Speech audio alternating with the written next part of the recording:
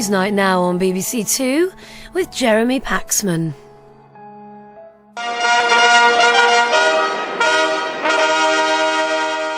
They may get fanfares in public, but should any of the political parties blow their own trumpets about rescuing the economy?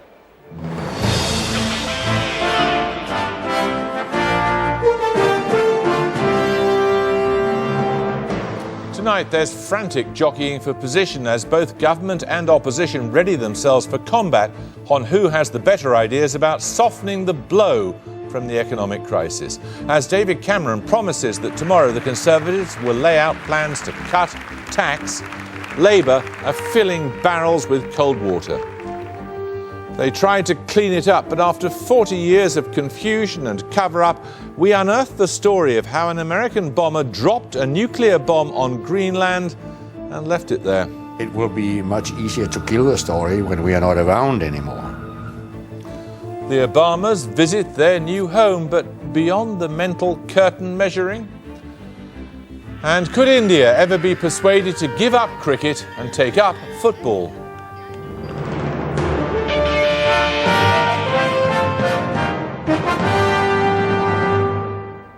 Good evening. When everyone agrees on something, it doesn't necessarily mean it's a bad idea. Leaders of all three main parties and their dogs have decided that what we need to weather the world economic crisis is to have less of our money taken away in taxes. This being politics, of course, there's discord even in unanimity. How much less should people pay? Which particular people? How much can the public coffers afford for them not to pay? The Lib Dems have already said what they might do. The Conservatives give their ideas tomorrow. Labour maybe next week. Gordon Brown has been addressing the world's financial problems in a speech at the Guildhall tonight. Alex Ritson reports. Tonight, Gordon Brown was lecturing the world on how to survive the economic crisis.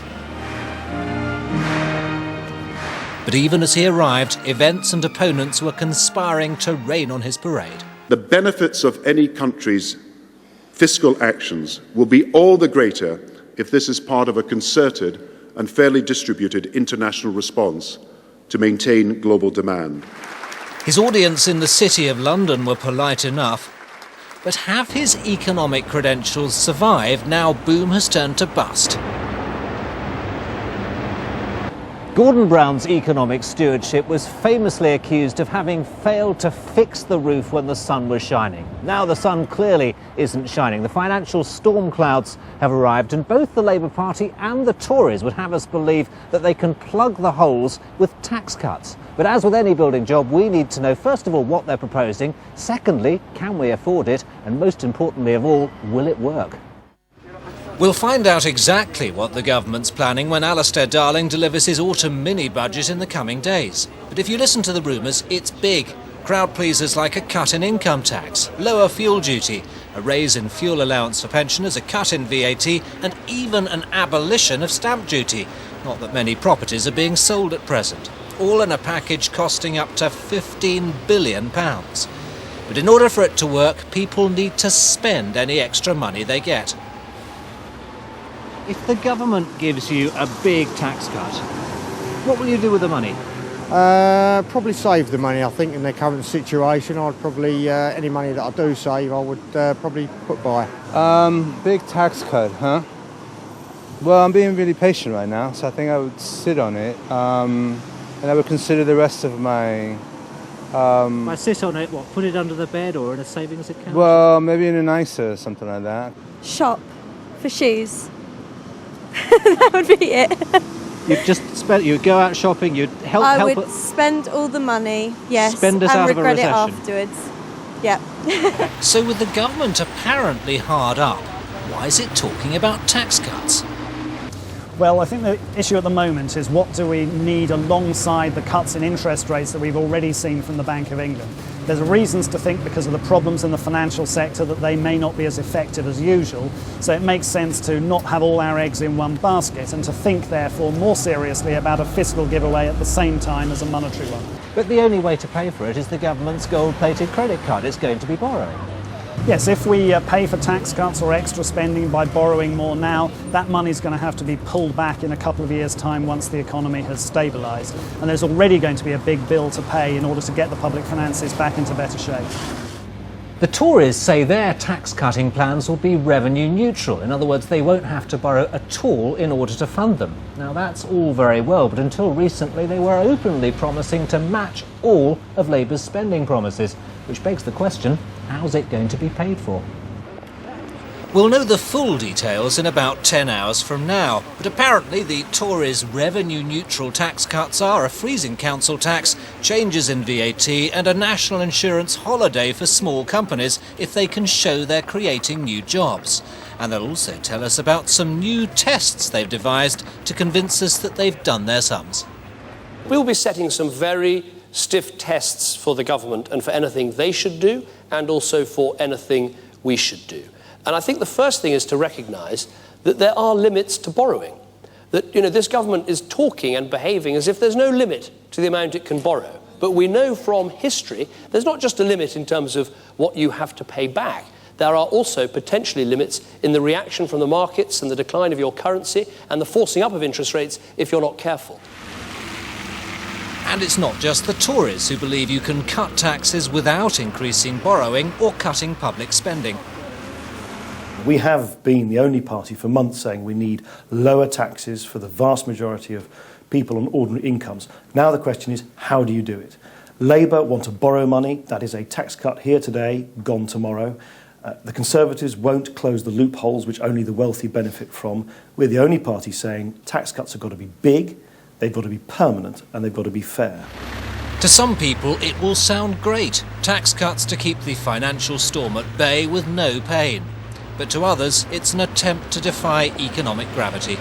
I can't see any point in going for revenue neutral. That's a very naive, static calculation. And what we do know is the economy is a dynamic thing, but as a result, there's little point in that sort of attempt to be whiter than white. There's no case for big increases in the budget deficit because we have a very large structural deficit, but at the same time, there's no case for doing a sort of very naive approach to these things. Well, this is not the ideal point to be thinking about a big fiscal giveaway. We're starting in a position in which the government has one of the largest structural budget deficits in the industrial world. It has a bigger public sector debt than most industrial countries, and the government's fiscal rules are already as good as broken. So it's not the obvious time for wanting to borrow more money on top of what will be needed automatically as tax receipts fall during the course of the recession. Politicians all over the world seem to see tax cuts as a quick fix to the economic leaky roof. Problem with quick fixes is that all too often they don't work and they end up being very expensive. And a real solution to a financial crisis this big is going to need very firm, very solid economic foundations. Well, the Prime Minister was talking about the world and domestic economic crisis in a speech tonight at the Guildhall. Mark Urban was there. Mark, what did he say? Well, he did indeed talk about leadership, Britain's leadership, implicitly his own leadership in leading the world through these tough economic times. He didn't tell us whether there would be tax cuts, although he did say it was safer for Britain to incur more public debt, to borrow more, in other words, to try and get out of this recession. But the really interesting stuff that he had to say was about the need for the US and UK to continue leading in the world. He said that was his central argument. And I think there was an implicit worry in some of what he said, that the United States, even under President Obama, whose election he welcomed, is turning inwards, that the pressures of a recession will cause what he referred to as beggar thy neighbour protectionism. There were a number of references to protectionist trade policy, isolationism, which he all referred to in a disapproving way, and insisted that the US had to continue in it with a leadership role, and that what he called progressive forces had to rally around that position. So it was a fascinating speech in that regard, in that while welcoming the election of the new president, he also expressed, I think, certain fears, and of course used it to buttress his own credentials, both vis-à-vis the home audience and the wider international scene with regard to financial leadership. Mark, thank you very much. Michael Crick, our political editor, is here now. Now, the Conservatives tomorrow are going to be announcing what they're going to do in this field. What are they going to do? Well, in addition to the measures outlined by Alex in his package, in particular, they've got a measure aimed at jobs, the creation and retention of jobs. Now, this will be a cut in employers' national insurance contributions for smaller businesses that create new jobs or retain them. Now, quite how the mechanism for this works is not clear yet. We'll have to wait until tomorrow. But the Conservatives are stressing that this will be fully funded. They say, look, Labour is planning tax cuts that will involve more borrowing. In our case, this tax cut will be fully funded, and in particular, it will be funded by the fact that if the people are taken off the unemployment register and given a new job, the government will not be paying out benefits, and there will be a new stream of income from income tax. It's all getting rather frenetic, isn't it? Incredibly frenetic. I mean, the Liberal Democrats, of course, as Nick Clegg was saying there, have been advocating tax cuts for several months now. But in the last few days, it's become very fashionable for Labour and the Conservatives, perhaps because of Obama's election. Of course, he wants tax cuts in America. And on Friday, the government were making it clear that they were thinking of tax cuts in the pre-budget report, which is due by the end of this month, possibly as early as next week. Then over the weekend, the Conservatives were making it clear they were going to announce tax cuts tomorrow. Then we heard today that David Cameron was holding a press conference at 10 tomorrow. Downing Street said that Gordon Brown would hold a press conference at 9:30. So David Cameron brought his forward till 8:30. Now, there's an atmosphere of an election around at the moment. And indeed, I think after Glen Rothes, the thought of an election must have crossed the minds of certain people, certainly in politics, especially when you look at this poll in the Times tomorrow, a populist poll that says that the Conservative lead over Labour is now down to just 6%, the best position for the Labour Party for many, many months. Michael, thank you very much. Well, with us now, John McFall, Chairman of the Treasury Select Committee, Vince Cable, the Liberal Democrat economic spokesman, and John Redwood, who's Chair of the Conservative Economic Policy Review. Can you guarantee that these tax cuts won't involve any extra borrowing at all? Well, I would imagine they'll work the sums out very carefully to satisfy even you, Jeremy. I haven't yet seen all the arithmetic. But the idea must be to limit... Is your belief that they won't involve any extra borrowing? So I've heard. But the important point that we are making is that the government is borrowing far too much. They are going headlong into huge debt. And as David Cameron was rightly warning today, if they're not careful, the strain is going to be taken on the currency, and they're going to find it very difficult to get all the borrowing away at a sensible price, and that will make it very difficult for them. All right. At what level does public borrowing become unsustainable? Vince Cable. It's very difficult to put an absolute figure on it. I think we all accept that public borrowing is going to increase in this recession, and it's right that it should do so because the government gets less tax revenue and it's bound to increase spending on people who are out of work. Those are the automatic stabilisers. But we don't even know what it is at present, do we? We don't, until the pre-budget report. But I think there is a reasonable objective to say that in the package of measures we're putting forward, the government shouldn't be adding to the amount of public borrowing, because in the long run, it's got to be paid for either by increased taxation or through inflation. So the package we're putting forward, and I think the Conservatives aim to, is that it should be neutral in that sense. John McFall, do you even know what the level of public borrowing is? And we're always given this figure of 40%, but we know it's not that. Well, the level of public borrowing in 1997, when Labour came in, was 44%. 5 years later, it went down to 29%. And the latest we're talking about is just over 39%, Jeremy. But let's get that doesn't include all sorts of things, does it? Yeah, but Jeremy... It leaves out PFI, it leaves out this bank nationalisation, it leaves out all sorts of things. Listen, Jeremy, so we don't know what it is. What we're talking about here is that we're talking about a depression globally. And if we do not have extra spending here now, Jeremy, then we're going to find ourselves in the situation which the Tories left us with 3 million unemployed. That is certainly an approach to the problem, but we cannot have any sensible approach if we don't know what we're talking about, can we? Well, we're talking about 39%, Jeremy. And but you've already conceded it leaves out all sorts of other things that ought to be in there. I've not conceded it has left these out. The Chancellor says 39%, Jeremy. You and other commentators say, why not add A, B, C, D or E? Let's wait to the pre-budget report. It's 39%, and by the way, that compares well with France and Germany at 65%, with Italy at 101%, and I returned from Japan 2 weeks ago, and that's 180% GDP. So let's get this into perspective. All right, this is fascinating. Let's suppose it's 39%. 60% doesn't really matter. It could be well over 100% or something. At what point does Iceland has shown us what can happen when a country goes bankrupt? Absolutely. Is it possible for this country to go bankrupt? Well, that's what we would like to make sure the government avoids. No, but is it possible? Is it possible? It's possible? Well, of course it's possible for any country to do so. I mean, effectively they did under Labour in the 70s when they had to go to the IMF and borrow a lot of money because we couldn't borrow it any other way. But we're nowhere near that now, are we? And they insisted on public spending cuts as the price of doing it. Well, I hope we're not, but the danger is the build-up of debt. We believe that they are starting from over 100% of GDP if you put the pensions and all the other liabilities in. So you think it's not 39 but over 100%? With all the liabilities, and it's probably 60 or so with just the borrowings without the pensions. And on top of that, I think they're going to be borrowing 120 billion this year when they forecast 43 billion. That is the price of all these bank shares. Well, now who pays for that? Well, we all do. They've got to borrow it from either private individuals and companies in Britain or from overseas. And they're going to find it more and more difficult to borrow from overseas the more they let the currency go down. The currency has already fallen by a quarter against the dollar in 4 months. When you say we all do, it's not just us, presumably, but in the course of time, our children and our children's children, our children's children's children. Yeah. Jeremy, you know, what we're getting here is an analogy with household income and government borrowing. That is a false analogy. Let me give you Germany. They've got a fiscal stimulus at the moment. They've not balanced the books for 40 years. The Americans have got a big current account deficit. Do they keep going? Of course. And governments always have public debt. You cannot compare it with households. You're a member of a party led by a man who always talked about balancing the books. Yeah, but Jeremy, the reason why there is public debt is to allow spending in the economy. And what we need at this very moment is a boost in the economy.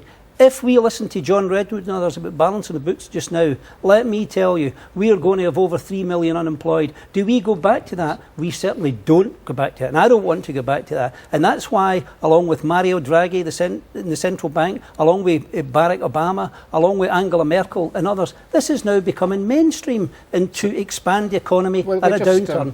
I think this is just getting out of proportion. We're nowhere near national bankruptcy. I mean, that's not a short-term issue. Well, we haven't established where national bankruptcy is. There is a point at which the markets will no longer take government debt. That's the point at which exactly, and that is a key question of judgment. It is, absolutely. And we're nowhere near that at the moment. And there are sensible things the government can do in a recession. It can also invest in sensible investment projects. But we have to be careful not to pile on more and more government debt, so you eventually get to the point where the markets will no longer take government borrowing, interest rates go up, and eventually you get more inflation. So if the proposal is to fund tax cuts, to put money back into the economy through extra borrowing, the Liberal Democrats would support that, would they? No, we're arguing that if there are tax cuts, they should be paid for by other people paying higher taxes, and we argue for... So there should be no more borrowing? Not in this particular package. Right. John Redwood, would the Conservatives oppose tax cuts funded by borrowing? Yes, the Conservatives are against an increase in borrowing in these circumstances. I think what the government should do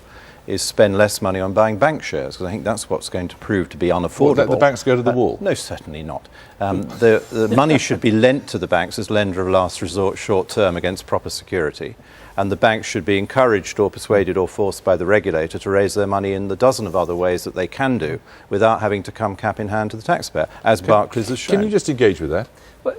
If John had had his way, then the banks would have gone bust, and then the whole economy would have suffered a thrombosis. Of course it is. That's what you're implying, John. And let me tell you, Jeremy, tax cuts can be self-financing. Who said it? The Daily Telegraph, just the other day when I read it. Because what happens, if you allow people to become unemployed and it gets so big, then they're out of jobs, then there's no money circulating in the economy. But if you put money into the economy, give people jobs, they get incomes, they pay tax, and then we get growth. And that could outweigh the cost of borrowing itself. And I believe in that. And I think it's very important at this time that we do put that money into the economy. And that's where we differ from the Conservatives, because they're balancing the books. And the question will be asked tomorrow, Jeremy, of of the Tories is, where are your cuts going to come? And do you know what will happen? They won't tell you. So Michael's got a hell of a job tomorrow trying to get an answer to that. Well, he's a heroic figure. I mean, this idea that you can just have tax cuts and nobody pays for them is just an illusion. I mean, you have to be honest and acknowledge that somebody's got to pay. Of course, either expenditure's got to be cut or someone else has got to pay in higher taxes. And we're quite honest and acknowledge that, you know, rather like the Obama programme, that if you're going to cut taxes at the bottom end, people on low middle income, people who are very wealthy have got to pay more, and not everybody will like what we're proposing. Okay, let's resume the discussion when we know precisely what you're proposing and indeed what the government's proposing. Thank you all very much. Now, everyone knows why the Cold War was so called, because despite the possession of nuclear bombs, they were never dropped. Wrong, they were. A Newsnight investigation has established that 40 years ago a United States bomber lost a device while flying over Greenland, and that afterwards America gave up attempts to recover it. Local people have long claimed something like this happened. Now Newsnight can confirm they're right. From the far northwestern corner of Greenland, the BBC security correspondent Gordon Carrera reports.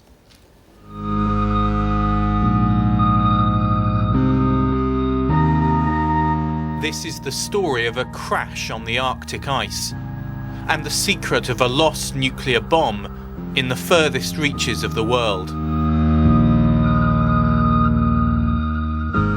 You couldn't confirm or deny the presence of nuclear weapons. A nuclear disaster that has shaped the lives of those who witnessed it. My doctor said that my particular condition was caused by exposure to plutonium. And those who now live in its shadow. There still is a cover-up.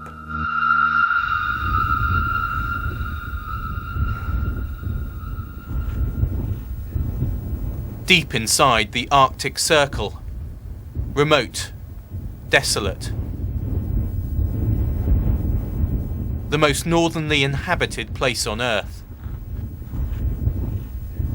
Greenland, a self-governing province of Denmark, is blanketed by ice, apart from a few coastal areas where the ice recedes briefly in the summer. In the northwestern corner lies Thule, home to a vast American military outpost.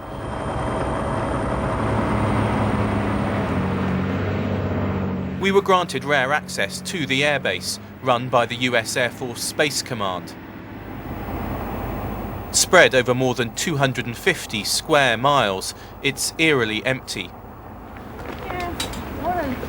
Around 600 people live here, even in the dark of winter, when the temperature drops to -30 and when the sun doesn't rise for 4 months. Its strategic importance comes from its position at the top of the world. It was once a sprawling city, home to 10,000, the radar scanning for Soviet missiles coming over the North Pole. It's now being upgraded to play a key role in America's new missile defense system. Despite its remote location, this base was at the front line during the Cold War, and the bay behind me has a dark secret, a mystery going back 40 years, which still has echoes today. Did America lose a nuclear bomb out there?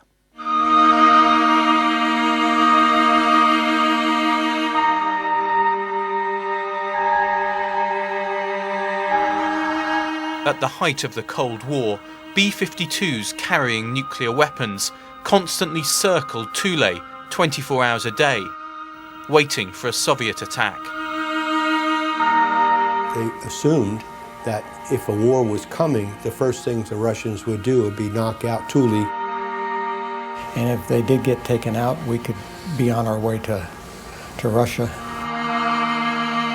But on January 21st, 1968, one of those missions went wrong.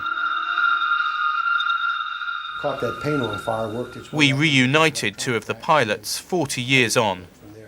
We were probably 6 hours, a little over 6 hours in the mission when things started to deteriorate.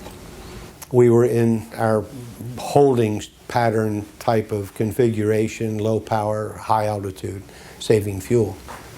And a fire started in the cockpit that got out of control and just wasn't controllable.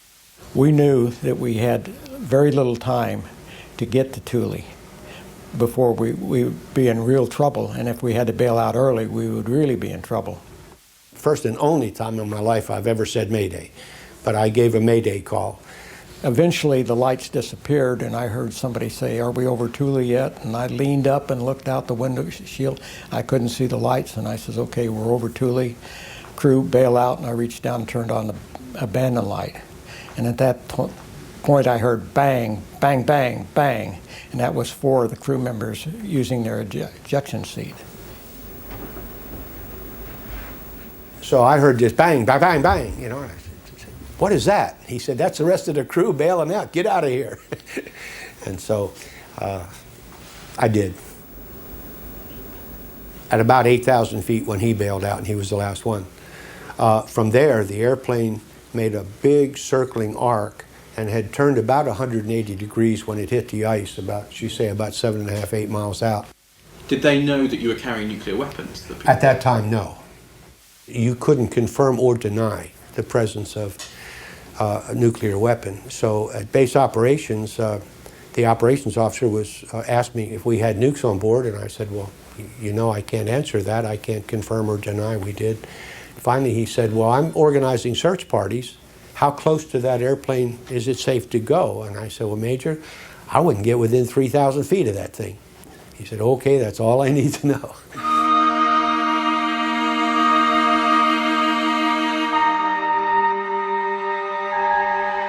As I sort of glance over the fjord there, I see the explosion. I don't hear anything at first. I see a real powerful explosion. I was in the non-commissioned officers club with a bunch of friends when all of a sudden the building shook. And then the news came through that a plane had crashed on the ocean ice. Those working at the base rushed out onto the ice to the scene of the crash. An unprecedented cleanup began, which would go on for months, as documented in this declassified US government video we've obtained. The problem was what to do with all the debris. You see, you scraped all the debris together, and that was put into sort of smaller containers on truck, hauled back to the base. I was told it was not dangerous, and as I say, no one sort of dropped dead. We didn't know very much about it. We were young, dashing men. It was a job, and it was nice for a group of Danes to prove to the great American Air Force that we could do something that they couldn't. The high explosives surrounding the bombs had detonated, but without setting off the actual nuclear weapon inside, which hadn't been armed by the crew. As the plane crashed onto the ice, debris was flung over a huge area, including tiny particles of radioactive plutonium. I was never given any protective equipment. I just went out whatever you normally wore at work and walked around the crash site right next to the barrier. They had it roped in and came back to the base. There was never any test done. So you had this special team with the airmen in full protective equipment climbing on top of these 50,000 gallon drums and containers. And I was down there daily basically, and I had no protective equipment. 500,000 gallons of ice, some of it encrusted with radioactive debris, were recovered and shipped back to the US. But it's now clear that not all the plutonium was recovered. And more importantly, neither were all of the nuclear bombs. Something had burnt through the ice into the sea below. The Pentagon has always maintained that all 4 nuclear bombs were destroyed in the crash. That's technically true since the high explosives had detonated, but it's not the whole story. We've obtained thousands of pages of previously top-secret documents under the US Freedom of Information Act, parts of which remain classified. They reveal a remarkable story that's been kept hidden for the last 40 years. Within weeks of the crash, it's clear that the search teams aren't able to account for all of the 4 bombs. Officials begin to speculate that the most important and highly sensitive parts of one weapon with serial number 78252 may have melted through the ice. A submarine is sent down which sees highly sensitive items. The documents show that the real purpose of the underwater search is kept hidden from Danish officials. It was referred to as a survey. As winter sets in, the search is abandoned, with large areas still unexamined and not everything recovered. We tracked down one of the US nuclear weapons designers who took part in the top secret meetings recounted in the documents. He confirmed to us that a weapon was abandoned. It would be very difficult for anybody else to recover classified pieces if we couldn't find them. There was disappointment in what you might call a failure to return all of the components, but in the end you go on with the next problem. And so after a while even an accident like that gets forgotten.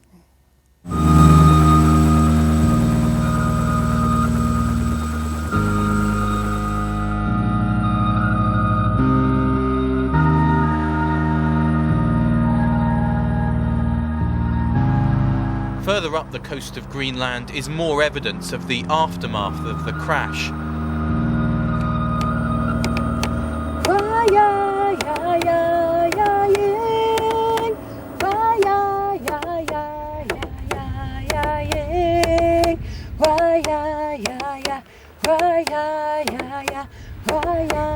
The village of Kanak is home to 650 people who were forced to leave their original homes in Thule when the US base was built in the 1950s. On the surface, life here barely appears to have changed over the years. Hunting around the ice is still part of daily life for the Inuits. But many of the hunters believe that contamination from the crash has got into the ecosystem.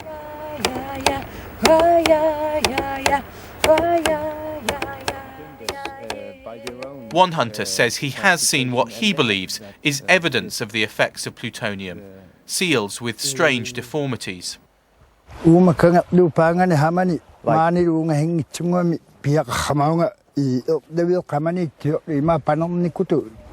Two times when I hunt, that I caught a seal and the seal's insides were dried out.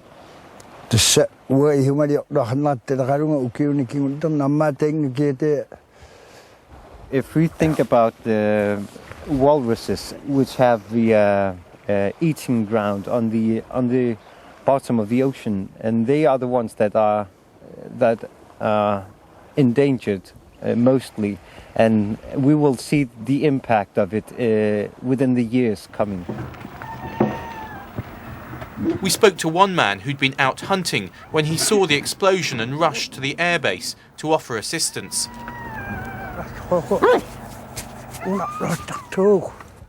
He says he's now suffering from a throat condition, which he attributes to the crash.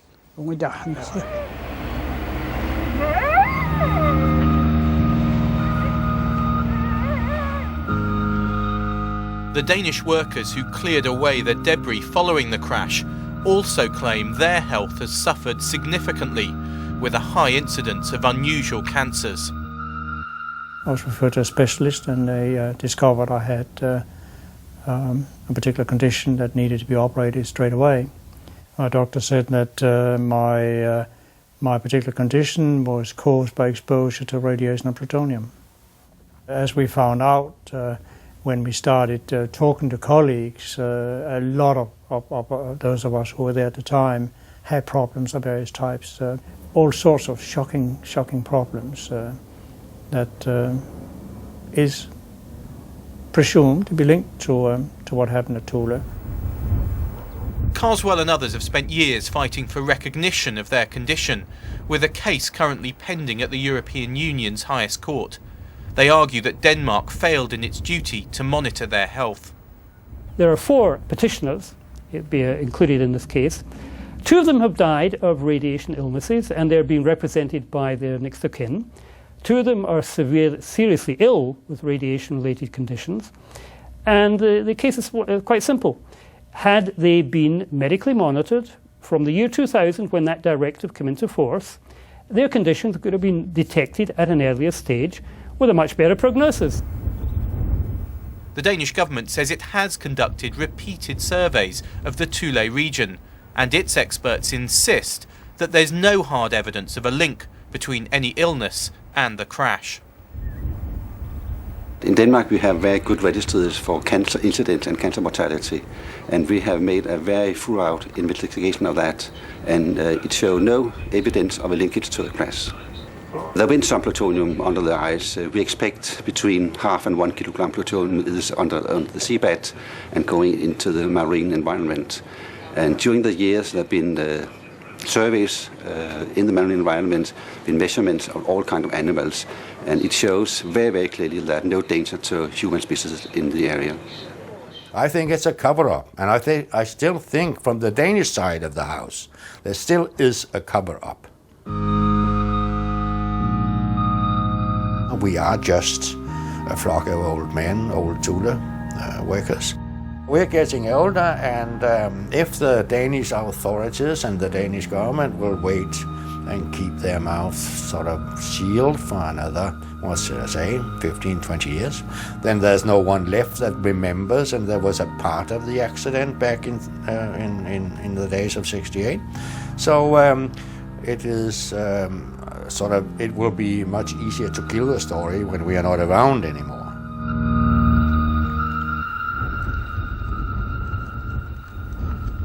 It's now 40 years since the crash. But for those who were in Thule then, and for those living in the region now, life and death are still defined by the events of that day and the mystery of what lies beneath. Now coming up on the programme. Will football ever catch on in India? Before that, though, a roundup of today's news. Our main story tonight, Gordon Brown has held out the prospect of tax cuts to try to help Britain out of the economic downturn. The Conservatives have promised an announcement on reducing taxes tomorrow. The Congolese rebel leader Laurent Nkunda has again threatened to try to take over the whole of the Democratic Republic of Congo if President Joseph Kabila doesn't agree to power-sharing talks. General Nkunda's recent offensive in eastern Congo has displaced 250,000 people. We are going to throw them out. They have to hear to the people. That's why they were elected. The independent commission that monitors paramilitaries in Northern Ireland says splinter groups pose a greater threat than at any time in the past 4 years. It says dissident Republicans are a continuing danger and bent on killing police officers. And the markets, the FTSE 100 share index was up in New York. The Dow Jones was down against the euro. The pound was down against the dollar. The pound was down over a cent. That was an unprecedented sight, but we'd better get used to unprecedented sights. A black politician breezing into the White House as if he owned it, which he very shortly will do. Barack Obama's visit today was a very visible demonstration that the process of transition has begun. One of the most unpopular administrations in history gives way to the 44th presidency in January. There is much to be done before then. David Grossman is in Washington. Just another day dropping the kids off at school in Chicago, except that today Daddy's going to look at his new office and Mummy's going to check out the new house. The Obamas arrived in Washington to cheers from the crowds and a warm greeting from Mr. and Mrs. Bush. Protocol expects a decorous and good-natured handover between men who, up until recently, didn't have a civil word to say about each other. One of the most impressive aspects of the American Constitution is that once the people have decided, power is handed over with a smile. Private thoughts are not allowed to intrude on public warmth. What's helping the outgoing president and the incoming president stay on friendly terms and, as the Americans put it, play nice, is the scale of the problems that the country faces. Neither wants to send conflicting messages either to the military, engaged in 2 wars, or the markets, engaged in perhaps the biggest economic upheaval since the Depression. We are still, of course, over 10 weeks away from Barack Obama's inauguration. The man who's leading his transition team has hinted that on day one, President Obama may use his executive prerogative to overturn some of President Bush's decisions. On stem cell research, on a number of areas. You see the Bush administration even today moving aggressively to do things that I think are probably not in the interest of the country. They want to have oil and gas drilling in some of the most sensitive, fragile lands in Utah that they're going to try to do right as they're walking out the door. I think that's a mistake. The president-elect has yet to appoint the person he wants to run this place, the US Treasury. Despite the handshakes and the smiles at the White House today, there are big differences between the 2 administrations on what to do about the economy. The man that Barack Obama has chosen as his chief of staff has a bit of a reputation for being a political street fighter. Rahm Emanuel is a curious mix, though. He used to work in Bill Clinton's White House. Before that, seriously, he was a ballet dancer. Rahm studied ballet for years. In fact, he was the first to adopt Machiavelli's The Prince for dance. It was an intriguing piece. As you can imagine, there were a lot of kicks below the waist. Now, Mr. Emanuel isn't trying to dance around the issues of difference with the current administration. For a start, the president-elect wants the $700 billion Wall Street bailout to be extended to the struggling car industry. First, the auto industry is an essential part of our economy, an essential part of our industrial base. Second, they should look at accelerating the $25 billion that was offered for retooling for the industry going forward. Third, there are other authorities within the administration they should use at this immediate time. Everybody back to the lamppost. The next time you see Barack Obama at the White House will be on January the 20th. Then he will have shed the word elect from his title. The White House staff will be calling him Mr. President, and the American people looking to him for answers. Now, for good or ill, football, soccer, is the most popular sport in Britain. It's also very big business, and right now that business is in trouble. A BBC investigation tonight revealed that 2/3 of Football League clubs owe the taxman money. There's maybe £50 million owing. In Switzerland today, international football was trying to figure out new places from which it might conjure some money. The last frontier is India. It has a burgeoning economy, it even has a space programme, but it also has an obsession with cricket, as the Australians discovered today. The Indians are rather good at it. So could the country be persuaded to take up football and in the process provide a new income stream? I'm joined by Nihal Artanaika, presenter for BBC Asian Network and Radio 1, and here in the studio Avtar Lit, the chairman of Sunrise Television and Radio. Do you think this is a realistic prospect, Mr. Lit? I think it is. I think India needs football. I think India has changed dramatically in the last 20 years. Cricket is something that's been in the last 50, 60 years. I think India could do with a good football league position. Nihal, why would India be almost the only place on earth that hasn't embraced football? Because cricket, Jeremy, is so all-encompassing in India. It doesn't need football. Avtar says that India needs football. Go to India. I was in Bihar last year in April, one of the poorest states in India, and I didn't see a single kid kicking a football around, and I saw lots of kids playing cricket. It doesn't need football at all. On the contrary, football needs India. You're just stating the current state of play, as it were. Well, how patient is Mr. Lit? How long does he want to wait? When we see a Ronaldo speaking Hindi, if we see someone, not a Ronaldo speaking Hindi, but an Indian Ronaldo and a Rooney, then perhaps that's going to happen. Or a Beckham from Gujarat, for instance. All right, but until we see that... All right, let him answer. I think the difficulty is that, India has changed dramatically in the last 20 years. And I think that cricket has come a long way. It's more popular today than it was 20 years ago. There's been a revolution in broadcasting in India, so the infrastructure which exists today didn't exist 20 years ago. And I think in order for India to join the first world, and that is the Western Europe, effectively, European society, I think India is a big step for football next step. But Nihal's right. I mean, you go to India, or indeed Sri Lanka, or indeed Pakistan, they are playing cricket. Actually, that's not true because I come There's from pockets Punjab. of I football. come from mean, Punjab. there's little bits I going come on from Avtar. Punjab. Come I on. went to school in India, and there were a lot of football teams even today. Most of the colleges. It's true there's no infrastructure for promoting football. I think that will come now. So who Money are these could change icons, it, couldn't Avtar? it? Avtar, who are these icons then that are going to push football forward in India? Where's that going to come from?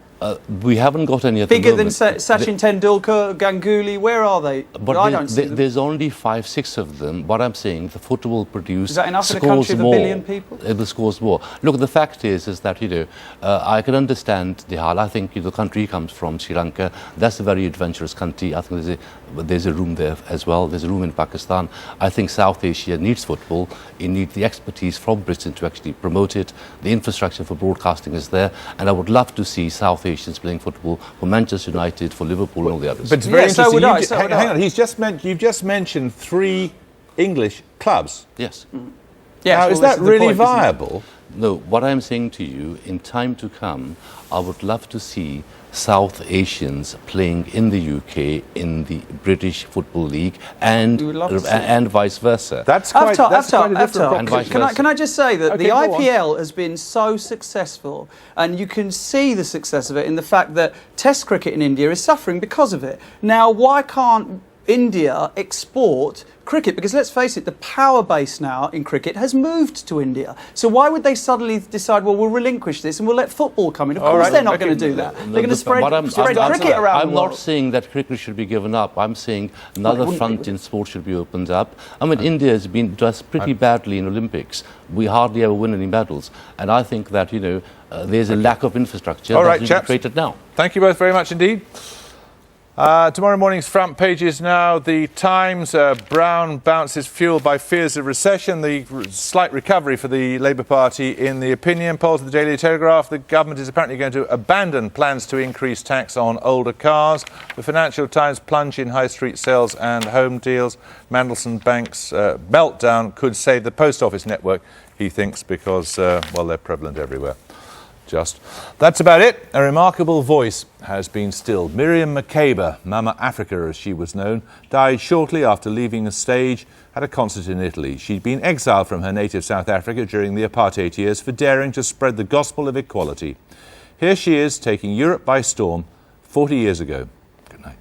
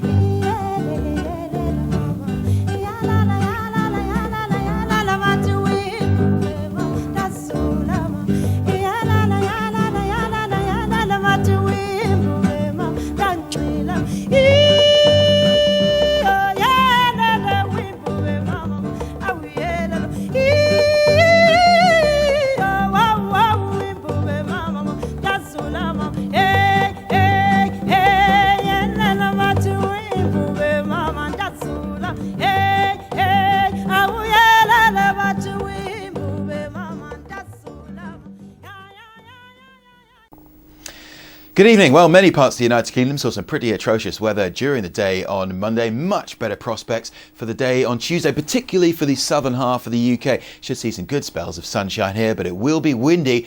Well, not just windy in the northwest of England, southwest of Scotland, but really quite wet as well. We're going to see some pretty heavy rain and some gales blowing here. Gusts of wind getting up to 60, 65 miles an hour. Not too bad east of the Pennines in terms of rainfall, at least.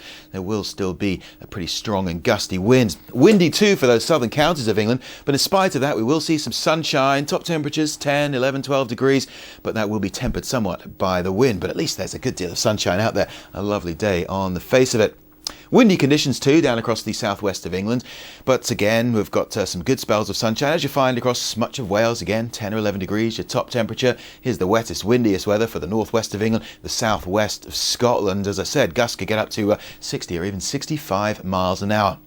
The good news is, through Tuesday night on into Wednesday, things settle down, the winds ease down, the rain ceases. You'll see a little bit of rain in the north of Scotland late in the day on Wednesday. But for much of us, Wednesday, well, it looks pretty good. Much lighter winds, good spells of sunshine, and temperatures around about where there should be 10 or 11 degrees. So there is the picture on Wednesday. Hardly any rain to speak of until later on in the day when that rain topples in across the north and the west. Most of us enjoying a dry and bright spell through the middle part of the week. Make the most of it. More, as ever, online. I self-harm. I hate myself. I'm obsessive compulsive. I'm a failure. I'm anorexic. Reckless. With self-loathing. I'm euphoric. I'm dead inside. I'm psychotic. I'm delusional. 5 out of these 10 have been diagnosed as mentally ill. I feel insignificant, worthless, and empty. Can you and these mental health professionals work out who? Horizon, How Mad Are You? Starts tomorrow at 9 on BBC Two. Who makes money when boom turns to bust?